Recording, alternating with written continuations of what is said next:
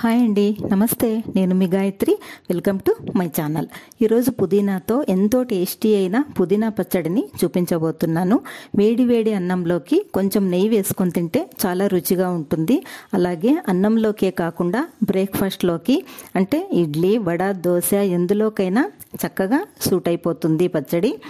పుదీనా చర్మ సౌందర్యానికి బాగా పనిచేస్తుంది. రెగ్యులర్గా పుదీనా తీసుకుంటే మంచి గ్లో వస్తుంది. మరి ఆలస్యం చేయకుండా ఈ పుదీనా చట్నీని సింపుల్గా ఎలా చేయాలో చూసేద్దాం.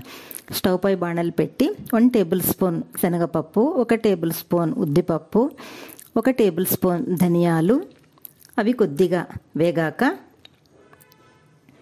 4 ఎండుమిరపకాయలు, 1 టేబుల్ స్పూన్ ఎండు కొబ్బరి, 2 పీసులు చింతపండు, కొద్దిగా ఇంగువ, కొద్దిగా కరివేపాకు అన్నీ వేసి బాగా వేయించుకొని ఒక బౌల్లోకి తీసుకోవాలి.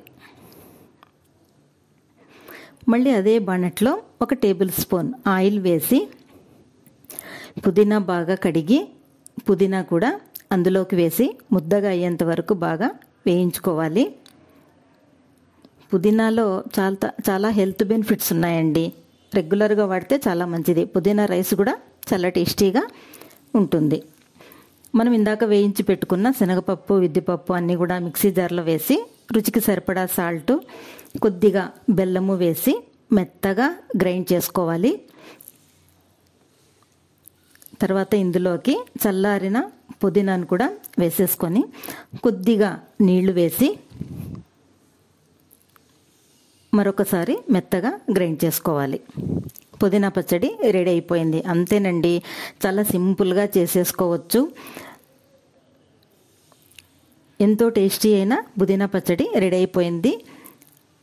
మీరు కూడా ఇలా ట్రై చేసి చూడండి, చాలా టేస్టీగా ఉంటుంది. మరొక సింపుల్ రెసిపీతో మళ్ళీ కలుద్దాం. Thanks for watching.